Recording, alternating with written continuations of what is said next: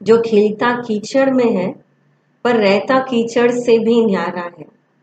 कि ये जो दुनिया है, ये दुनिया भी एक कीचड़ के समान है, एक गंदगी के समान है। और इसीलिए यहाँ पर भी परमात्मा कभी ये नहीं कहता है कि हमें संसार को छोड़ना है, घर गृहस्थी को छोड़ना है या नौकरी धंधे को छोड़ना है, कभी नहीं।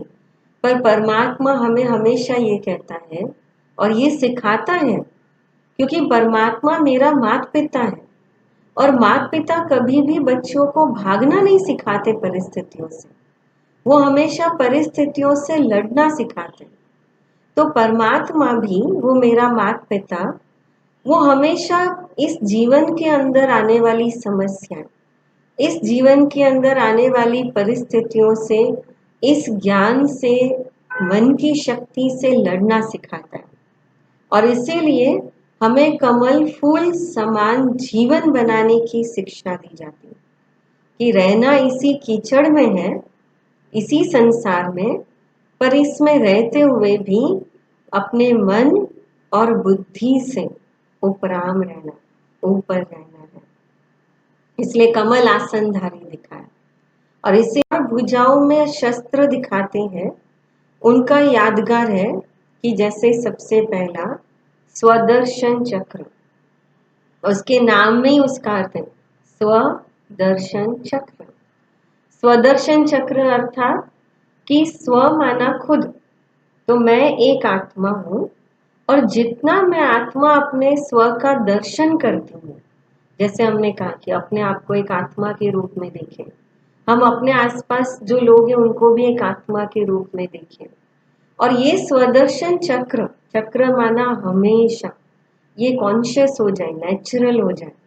और इसीलिए स्वदर्शन चक्र को संस्कृत में भी सुदर्शन चक्र कहते हैं। सु माना अच्छा, कि इस पूरे चक्र के अंदर जो होता है वो अच्छा होता है। अर्थात जितना हम श्रेष्ठ संकल्प करते हैं, श्रेष्ठ विचार करते हैं, उतना हमारे अंदर के जो नेगेटिव थॉट्स हैं, जो असुर हैं, उनका विनाश होता है। इसलिए कहा गया सुदर्शन चक्र। इसलिए शास्त्रों में दिखाते हैं सुदर्शन चक्र से असुरों के गले काटे गए, नेगेटिविटी का खत्म करना। तो ये मन का यादगार, मन की पवित्रता, मन से जुड़ा हुआ। दूसरा, जितना मेरा मन श्रेष्ठ बनेगा, प्योर बनेगा, उतना दूसरा क्या होगा, शंख ध्वनि। इसलिए दूसरा बताया शंख। शंख माना वाणी। तो जो यहाँ मन के अंदर चलता है वही वाणी के द्वारा शब्दों में निकलता है। और कहते हैं द्रौपदी के 2 बोल ने महाभारत युद्ध खड़ा कर दिया। द्रौपदी ने हंसते हंसते कह दिया दुर्योधन को, अंधे का पुत्र अंधा। ये 2 बोल। तो जब 2 बोल अगर महाभारत युद्ध छिड़ सकते हैं, तो आज घरों के अंदर भी महाभारत क्यों होती है। इसलिए कहा शंख ध्वनि। जब भी कोई शुभ कार्य करते हैं तो शंख ध्वनि करते हैं, अर्थात कि शुभ शुभ बोलना। इसलिए यहाँ एक बहुत अच्छा स्लोगन कहते हैं, कम बोलो, धीरे बोलो, मीठा बोलो, सोच के बोलो, सच बोलो। और इसीलिए वाणी का महत्व, कहते हैं जितना वाणी के अंदर सकारात्मकता होती है, पॉजिटिविटी होती है, वो वाणी वरदान बन जाती है। शास्त्रों में भी कहा प्राण जाए पर वचन न जाए। वचन माना वाणी का महत्व। लेकिन वो वाणी श्रेष्ठ होना, अर्थात हमारे संस्कारों का श्रेष्ठ होना। इसलिए कहा प्राण जाए पर वचन न जाए, कि जो हम कहते हैं वही हमें करना है। इसलिए तीसरा दिखाते हैं गदा। गदा का अर्थ है कर्म, है ना। गदा 2 एक हाथ से पकड़ते, और आपने देखा होगा कि एक गदा ऊपर पकड़ते, हनुमान जी को ऊपर दिखाते हैं और विष्णु को हमेशा गदा नीचे दिखाते। तो ऊपर का अर्थ होता है कि मैं लड़ाई के लिए तैयार हूं, आ जाओ लड़ने के लिए। और नीचे का अर्थ होता है कि लड़ाई के मैदान में जब जीत प्राप्त करते हैं तो विजय का प्रतीक है। विष्णु को गदा नीचे दिखाते हैं, अर्थात ये ज्ञान रूपी गदा का यादगार, कि जब इस ज्ञान से मेरे मन के विचार श्रेष्ठ बनेंगे।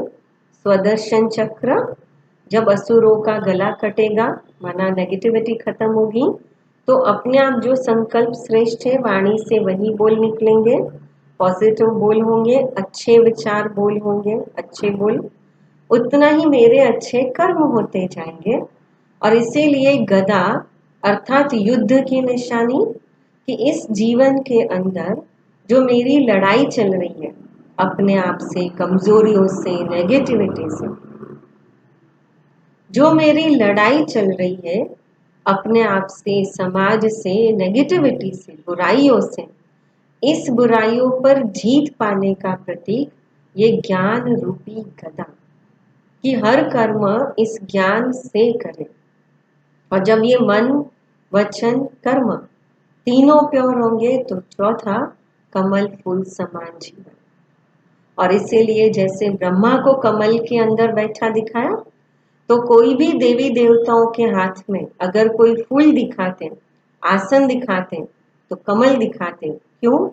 कमल आसनधारी, प्योरिटी का यादगार, कि मैं जीवन के अंदर ऐसे प्योर बन जाऊं, मेरे जीवन में पवित्रता आ जाएगी, कि भले हम रहेंगे इसी संसार में, इसी दुनिया में, हमारा परिवार, हमारी गृहस्थी, हमारा ऑफिस, नौकरी, धंधा, सब कुछ इसी दुनिया में, पर इस दुनिया में रहते हुए भी हम इस दुनिया से अपने आप को नेगेटिविटी से, अटैच से, नेगेटिविटी से हम अपने आप को इस नेगेटिविटी से डिटैच रख सकते हैं, अलग रख सकते हैं। और इसीलिए कहा कमल का फूल। तो हमारा आज का होमवर्क यही होगा कि हम अपने आप को इस 4 अलंकारों से सिद्ध करेंगे।